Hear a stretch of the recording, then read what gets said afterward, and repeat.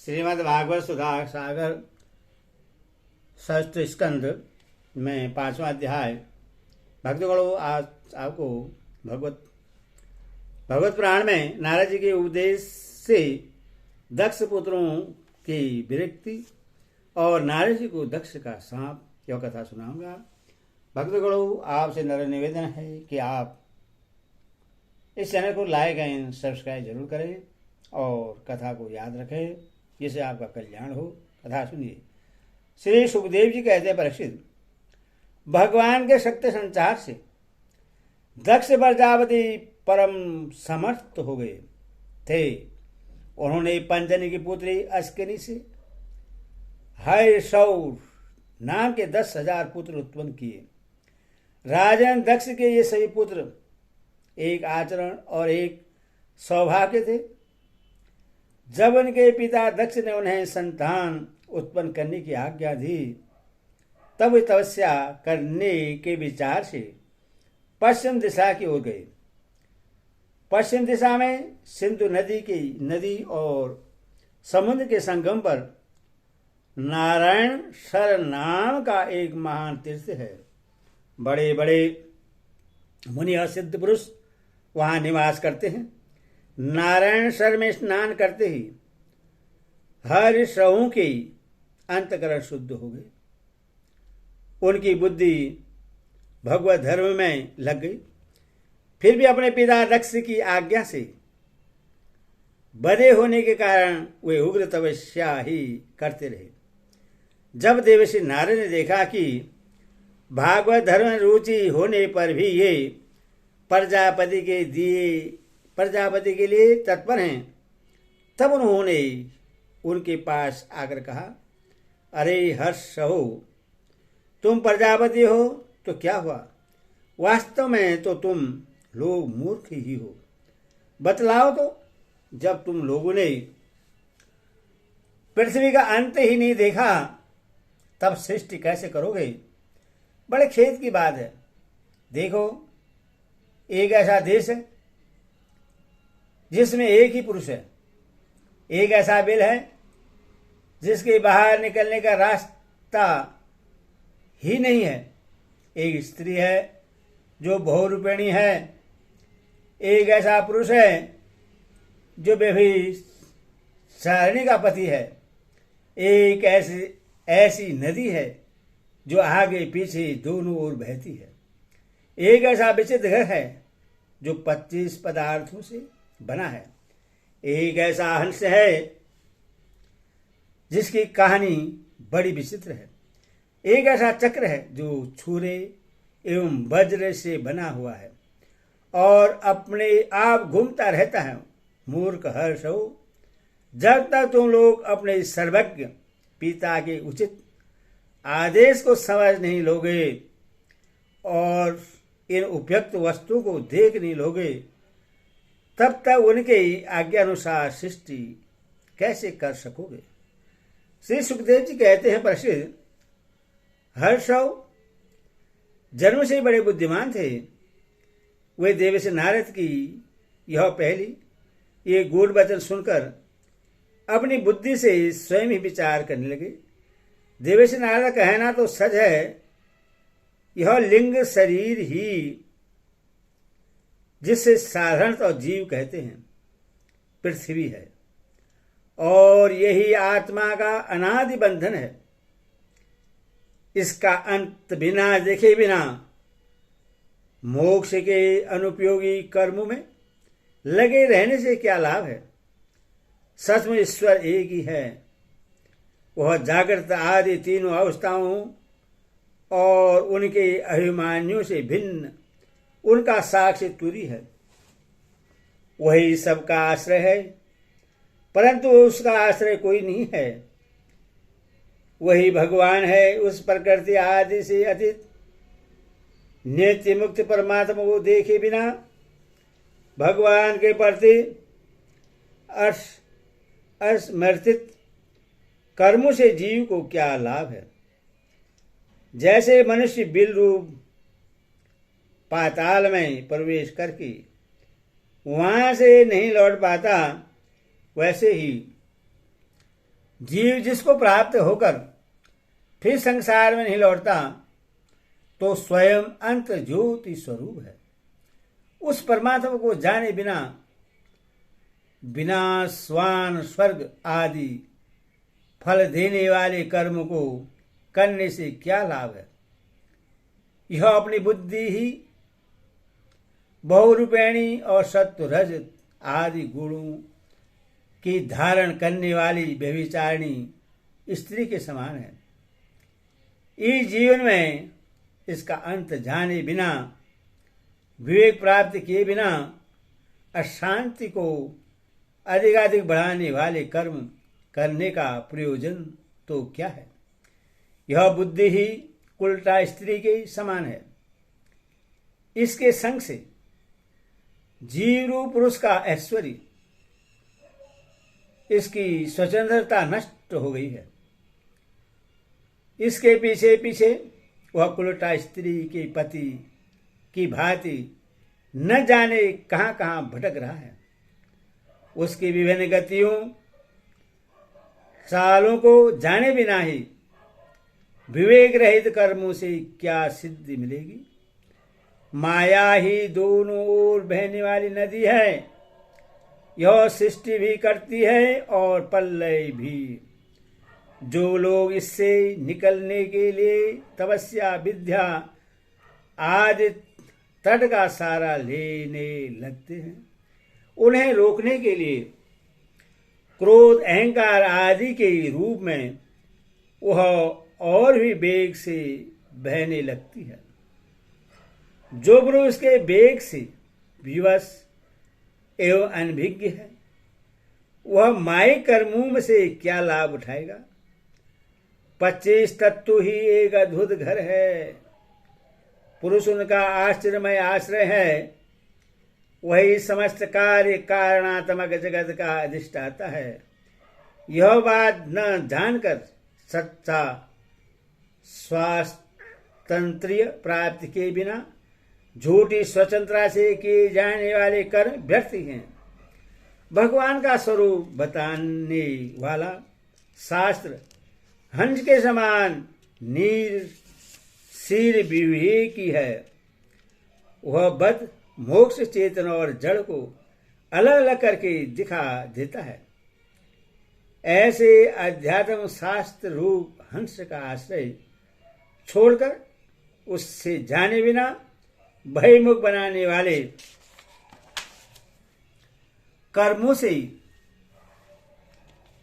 लाभ ही क्या है। यह काल ही एक चक्र है। यह निरंतर घूमता रहता है। इसकी धार छुरे और वज्र के समान तीखी है और यह सारे जगत को अपनी ओर खींच रहा है। इसको रोकने वाला कोई नहीं। यह परम स्वतंत्र है।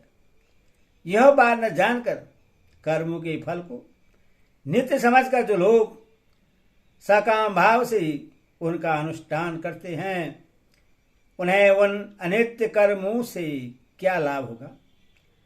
शास्त्र ही पीता है, क्योंकि दूसरा जन्म शास्त्र के द्वारा ही होता है और उसका आदेश कर्मों में लगना नहीं, उनसे निवृत्त होना है। इससे जो नहीं जानता वह गुणमय शब्द आदि विषयों पर विश्वास कर लेता है। अब वह कर्मों से निवृत्त होने की आज्ञा का पालन भला कैसे कर सकता है। परीक्षित, हर्षौ ने एक मत से यही निश्चय किया और नारद जी की परिक्रमा करके वे उस मोक्ष पथ के पथिक बन गए, जिस पर चलकर फिर लौटना नहीं पड़ता। उसके बाद देवर्षि नारद स्वर ब्रह्मा में, संगीत लहरी में अभिव्यक्त हुई।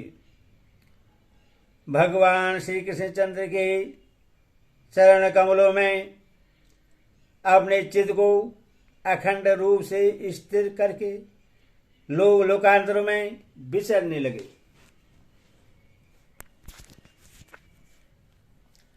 परीक्षित, जब दक्ष प्रजापति को मालूम हुआ कि मेरे शीलवान पुत्र नारद के उपदेश से करते हुए च्युत हो गए हैं, तब वे शोक से व्याकुल हो गए।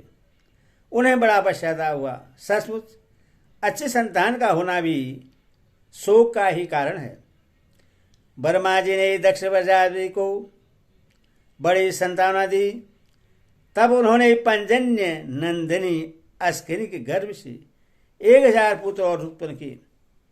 उनका नाम था सबलाशव।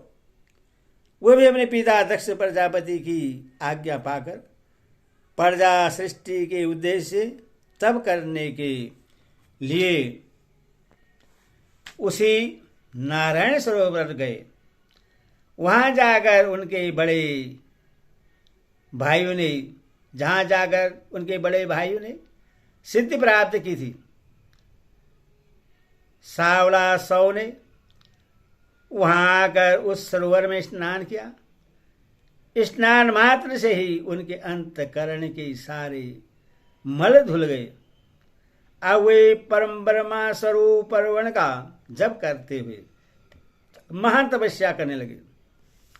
कुछ महीनों तक केवल जल और कुछ महीनों तक केवल हवा पीकर ही उन्होंने हम नमस्कार पूर्वक ओंकार स्वरूप भगवान नारायण का ध्यान करते हैं। वे विशुद्ध चित्त से निवास करते हैं, सबके अंतर्यामी हैं तथा सर्वव्यापक एवं परमहंस स्वरूप हैं। इस मंत्र का अभ्यास करते हुए मंत्राधिपति भगवान की आराधना की।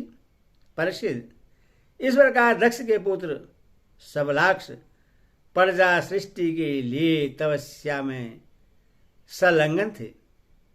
उनके पास भी देवर्षि नारद आए और उन्होंने पहले के समान ही कूट वचन कहे।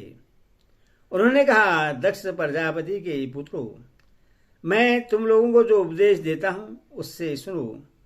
तुम लोग तो अपने भाइयों से बड़ा प्रेम करते हो, इसीलिए उनके मार्ग का अनुसंधान करो। जो धर्म के भाई अपने बड़े भाइयों के श्रेष्ठ मार्ग का अनुसरण करता है वही सच्चा भाई है। वह पुण्यवान पुरुष परलोक में मर्दगणों के साथ आनंद भोगता है। परीक्षित, सबलाक्षों को इस प्रकार उपदेश देकर देवर्षि नारद तो वहां से चले गए और उन लोगों ने भी अपने भाइयों के मार्ग का ही अनुगमन किया, क्योंकि नारद जी का दर्शन कभी व्यर्थ नहीं जाता।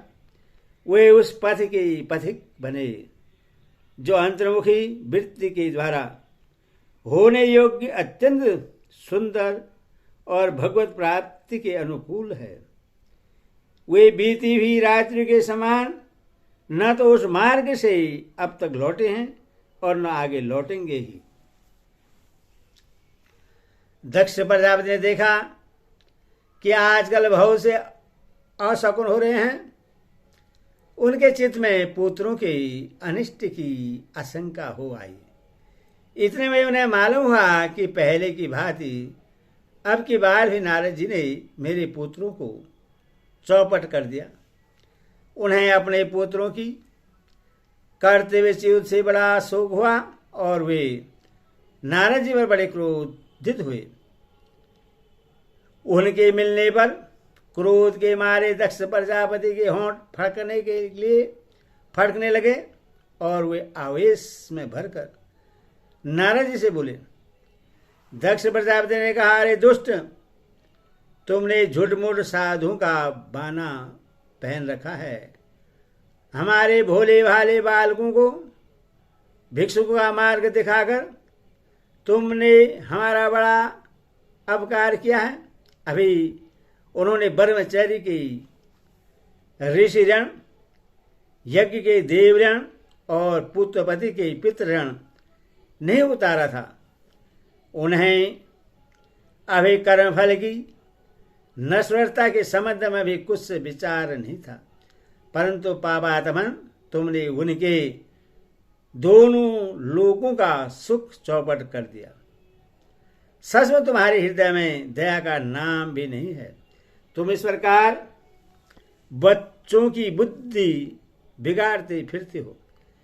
तुमने भगवान के पादर्शों में रहकर उनकी कीर्ति में कलंक ही लगाया।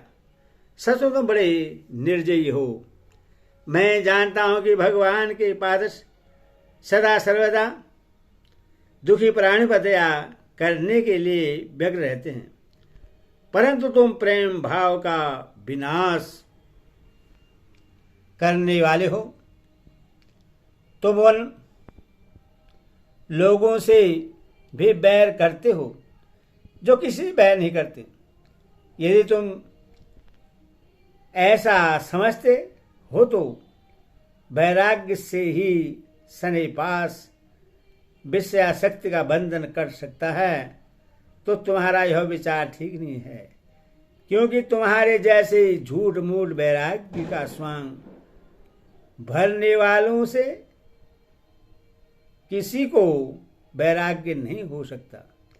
नारद मनुष्य विषयों का अनुभव के बिना उनकी कटुता नहीं जान सकता, इसीलिए उनकी दुख रूपता का अनुभव होने पर स्वयं जैसा वैराग्य होता है वैसा दूसरों के बहकावे से नहीं होता। हम लोग सदगृहस्थ हैं, अपनी धर्म मर्यादाओं का पालन करते हैं। एक बार पहले तुमने हमारा ऐसा अपकार किया था, तब हमने उससे सह लिया।